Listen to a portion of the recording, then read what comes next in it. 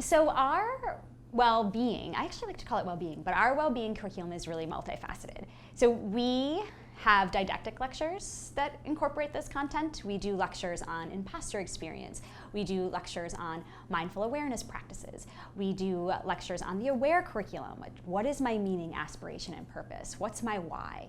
We actually have lectures that are called sunshine days, which basically means we've canceled your lecture. And you get a little bit of this time back to do whatever you want to do, however you need to take care of yourself, this is for you. So that's just some of our didactic examples. We also have something called my office hours, where you can seek me out any way you want. We can go for a walk, we can grab coffee, we can meet somewhere convenient for you, and we can talk about anything you might need to talk about it. This is confidential, this is just for you.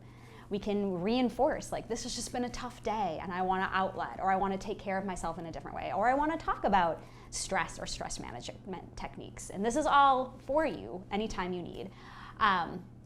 We also try to embed some of our well-being curriculum into our electives. I run a behavioral health elective, and you get a self-care half day on this elective to actually just take a moment to think about what you're learning and to have a little space and time. So I hope that shows, because we really know in well-being there's not one size fits all. There's a lot of different ways that people take care of themselves, and the real emphasis is this is important, and we're going to give you a lot of opportunities to do it. My philosophy around resident well-being is that we see you, we hear you, we value you, we support you. Yes, we want to celebrate you, but I think more importantly is that we want you to know that it's okay to not be okay. And actually, at times it's healthy to not be okay. And really, we want you to know that we're here and we have resources, and we want you to reach out, and we want you to ask for help. And we know that being a human is messy, and that there's going to be lots of ups and downs, and we want to equip you the best we can on that. And so really, when I think about well-being, I think about how do we actually see and value the authentic you and just be present for you. What we hope to do is a little bit of exposure therapy for you. You know, we're going to offer lots of different ways for you to think about well-being. So that might be Ballant groups, right? We introduced Ballant groups to here, and you might find, I love Ballant groups. You might find you don't love Ballant groups. That might be our mindfulness practice. That might be some of the one-on work we do in office hours. But what we hope is that we start building this practice that you will take with you, that taking care of me is essential, and that we bedrock that with compassion. Like, I want to make compassionate space for me as I learn in these years as residency, but as I continue in my career, wherever I go, I hope that we have instilled in you that this is important, and we've given you some avenues and tools to give back to yourself. I mean, UW Health at large does a survey every year. Our residents are included in this in terms of well-being and professional fulfillment, and we take that information really seriously. Also, though, in an informal way, we check in with you all of the time. You heard me talk about sunshine days. Actually, that came from a resident idea when we were doing kind of an internal survey of, like, what do you need? How do you need to be taken care of? And, you know, our residents talked about, like, sometimes I just need more time.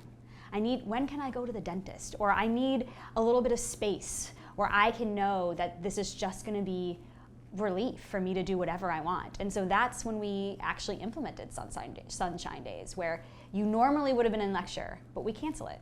And we give that time back to you for you to take care of yourself any way you need. And that came right out of a resident initiative. We also have some resident-led well-being ideas. We recently sort of swapped out a Ballant group to do a yoga session that our residents led, because we're constantly checking in on what you need and trying to be as innovative as possible.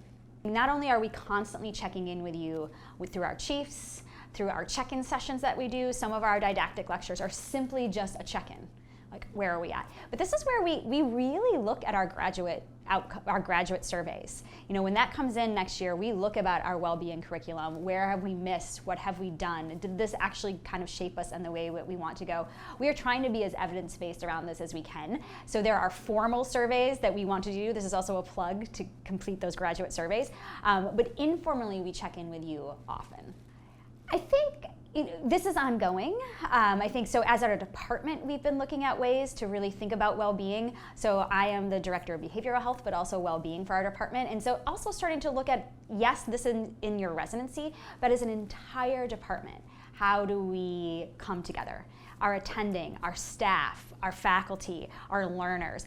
How do we all collectively start to think about how we care for one another and what that looks like and what that means? And cultural shifts take time, but I think more than ever we know that this is important. Our well-being content is essential, and I've never felt that more than in this last kind of few years, even post-COVID, of that this is something we need to do, of creating a culture of belonging, creating a culture of purposeful presence and purposeful content.